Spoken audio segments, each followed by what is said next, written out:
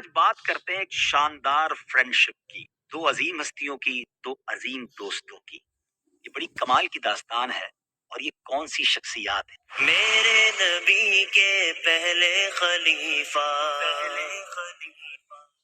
سیدنا ابو بکر صدیق رضی اللہ تعالیٰ عنہ صحابہ میں سب سے افضل ہیں، مگر کیا آپ جانتے ہیں کہ ایمان لانے سے پہلے بھی جوانی کے عالم میں ہی وہ نبی پاک علیہ الصلوۃ والسلام کے بہت قریبی ساتھی تھے۔ سایہ مصطفیٰ ابو بکر پیارے غار مصطفیٰ ابو بکر خلیفۃ المسلمین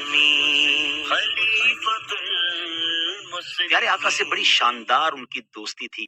دوستی کا اندازہ اس بات سے لگائیے کہ بی بی عائشہ صدیقہ رضی اللہ تعالی عنہا فرماتی کہ کوئی دن ایسا نہیں گزرتا تھا کہ جس دن نبی پاک علیہ الصلوۃ والسلام ہمارے گھر تشریف نہ لاتے۔ بت پرستی سے اور غیر خدا کی عبادت کرنے سے سخت نفرت تھی، جاہلیت کی رسموں سے دونوں ہی بیزار تھے، اور پھر جب مزاج ایک جیسا ہو، طبیعت میں شرافت اور نفاست ہو، تو دوستی اور مضبوط ہو جاتی ہے۔ پھر نبی پاک علیہ الصلوۃ والسلام بی بی خدیجۃ الکبریٰ رضی اللہ تعالی عنہا سے جب آپ کا نکاح ہوا اور آپ اس علاقے میں رہنے آ گئے جہاں مزید بزنس کمیونٹی کے لوگ رہتے تھے، تو اب محلہ بھی ایک ہو گیا، تو مزید یہ قرب جو ہے وہ بڑھتا چلا گیا۔ اب اعلان نبوت کا وقت قریب آنے لگا، نبی پاک علیہ الصلوۃ والسلام کی عمر مبارک تقریباً 40 سال کے قریب ہونے لگی، تو صدیق اکبر رضی اللہ تعالیٰ عنہ اپنے بزنس ٹرپ پر اپنے ایک خادم کے ساتھ ملک شام کے لیے روانہ ہوئے۔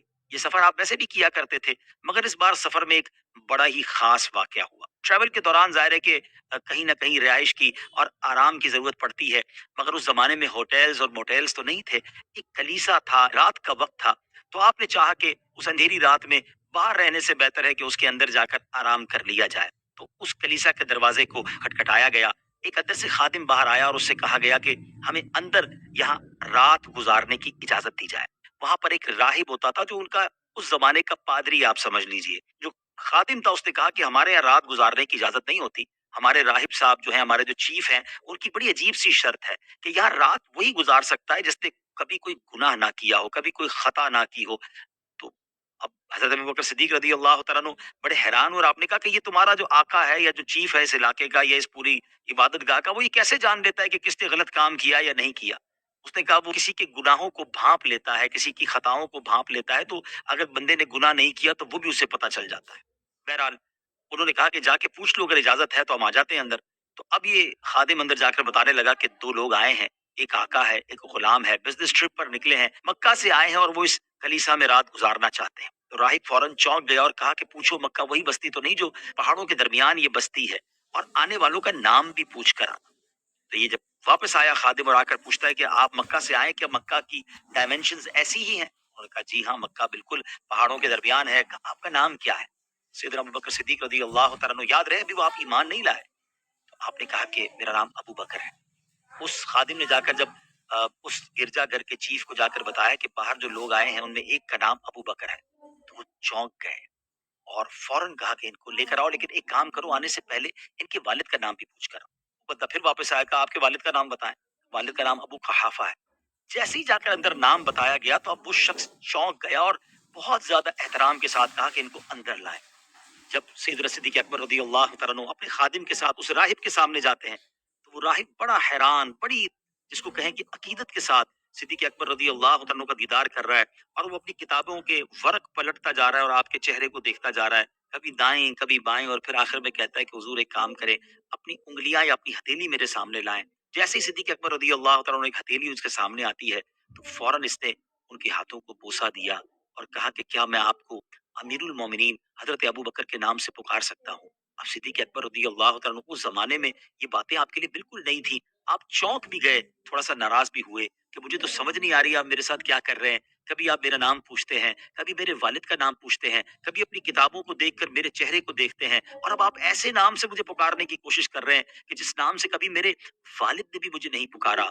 اللہ اکبر۔ وہ راہب کہتا ہے کہ تم نہیں جانتے تمہیں کتنی بڑی سعادت ملنے والی ہے، جو کتابوں کا علم مجھے بتاتا ہے کہ آپ ہی وہ ہستی ہیں کہ ان قریب جب آخری نبی صلی اللہ تعالیٰ علیہ وسلم مبعوث ہوں گے، آپ ان کے وزیر ہوں گے، اور ان کے دنیا سے پردہ فرمانے کے بعد آپ ان کے جانشین بھی بنیں گے۔ याद रहे कि जब आप पर ये अल्लाह तबारक व तआला के फजल का सूरज तुलू हो तो मुझे दुआओं में जरूर याद रखिएगा। हजरत अबू बकर सिद्दीक बड़े हैरान थे कि ये कैसी बातें हो रही हैं। बहरहाल रात आपने वहां गुजारी और सुबह जब आप वापस जाने लगे तो जहन में यही ख्यालात गर्दिश कर रहे थे कि ये कितनी अजीब बात इस राहिब ने कही है। अपने ट्रिप के बाद जब आप मक्का मुकर्रमा पहुंचे तो अबू जहल जो था उससे मुलाकात हुई। अबू जहल ने कहा, "ए अबू बकर, तुम जानते हो कि तुम जिसके दोस्त हो जिनका नाम मोहम्मद है कुछ दिनों से बड़ी अजीब अजीब बातें कर रहे हैं। वो अल्लाह की बात करते हैं, वो फरमाते हैं कि मैं एक ऐसा दीन लेकर आया हूँ, अल्लाह का पैगाम लेकर आया हूँ, और बुतों के खिलाफ बात करते हैं। मुझे उनकी कुछ बातें समझ नहीं आ रही। अब सिद्दीक अकबर रदी अल्लाह तआला अन्हु सोचने लगे, कुछ राहिब ने भी कहा था, एक नई खबर भी मिल गई है। प्यारे आका अलैहिस्सलाम को तलाश करते हुए अबू तालिब के घर पे जाते हैं। नबी पाक अलैहिस्सलाम एक जगह मिलते हैं। मेरे आका अलैहिस्सलाम के चेहरे पे मुस्कुराहट है और शानदार अंदाज से सैयदना अबू बकर सिद्दीक का इस्तकबाल करते हुए फरमाते हैं, ए अबू बकर, तुम्हें अल्लाह का आखिरी नबी अल्लाह की तरफ बुला रहा है, इस्लाम की दावत पेश करता है। ए अबू बकर, तुम सबकत ले जाने में पीछे न रहना। अबू बकर सिद्दीक रदी अल्लाह तआला अन्हु पहले भी कुछ सुनकर आए थे और अब नबी पाक ने जब ये ऐलान किया तो आपने कहा कि हुजूर, मैंने अब तक तो ये पढ़ा है और सुना है कि जो अल्लाह के नबी होते हैं उनके पास कुछ निशानियां भी होती हैं। अगर आप भी मुझे कुछ निशानी बता दें तो दिल को कुछ और सुकून मिल जाएगा। अल्लाह अकबर। मेरे आका अलैहिस्सलाम ने मुस्कुराकर फरमाया, ए अबू बकर, क्या राहिब की बातें भूल गए? कलीसा के अंदर जो तुम्हें उसने पढ़कर सुनाया था, क्या ये निशानी काफी नहीं है? अल्लाह अकबर। सिद्दीक अकबर रदी अल्लाह तआला अन्हु हैरान हो गए कि जो नबी हजारों मील दूर और पर्दे में होने वाली बात आज मुझे बता रहा है, यकीनन ये अल्लाह के नबी हैं। आपने फौरन कलमा पढ़ा, आप मुसलमान हो गए और सुभान अल्लाह, सबसे पहले ईमान लाने वाले मर्दों में आप शामिल हो गए। ऐ मेरे प्यारे इस्लामी भाइयों, ये कैसी दोस्ती थी, ये कैसी मोहब्बत थी कि इस्लाम लाने में भी आपने, जिसको कहते हैं ना, किसी पसोपेश से काम नहीं लिया, फौरन लब्बैक कहा और फिर अल्लाह ने इस दोस्ती को कैसा दवाम बख्शा कि आप यारे गार भी बने और सुभान अल्लाह आज भी यारे मजार हैं। अल्लाह करीम तुरबत सिद्दीक अकबर पर करोड़ों रहमतों की बारिश नाजिल फरमाए और हमें भी उनके सदके नबी पाक अलैहिस्सलातु वस्सलाम की सच्ची मोहब्बत नसीब फरमाए।